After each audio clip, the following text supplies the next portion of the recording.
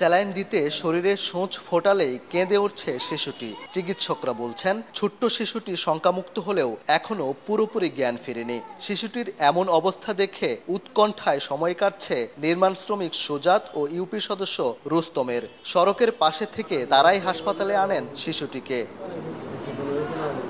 তবে ২৪ ঘন্টা পেরিয়ে গেলেও এখনও নারী ও শিশুটির স্বজন পরিচয়ে কেউ হাসপাতালে আসেননি। মানবিক দিক বিবেচনায় শিশুটির খোঁজ খবর নিচ্ছেন উদ্ধারকারীরা। বাচ্চাটার দিক দিয়ে খুব মায়া লাগছে। বাচ্চা লইয়া তো আমরা কষ্ট করতেছি হসপিটালে। শিশুটির সুচিকিৎসা নিশ্চিত ও দেখভালের জন্য ওয়ার্ডে সার্বক্ষণিক কর্মকর্তা নিয়োজিত রেখেছে সমাজসেবা অধিদপ্তরও। হাসপাতাল কর্তৃপক্ষ বলছে শিশুটির চিকিৎসায় নেওয়া হয়েছে বিশেষ ব্যবস্থা। বাচ্চার অবস্থা আমার মনে হচ্ছে আগের চেয়ে ইমপ্রুভ করেছে। যতক্ষণ পর্যন্ত এই বাচ্চা সুস্থ না হবে তার জন্য তার নিরাপত্তা, তার চিকিৎসা এবং যা কিছু প্রয়োজন সবকিছু আমরা করব।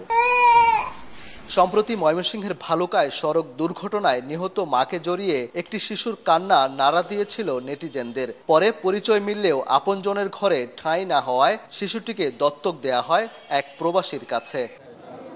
ওবায়দুল হক, সময় সংবাদ, ময়মনসিংহ।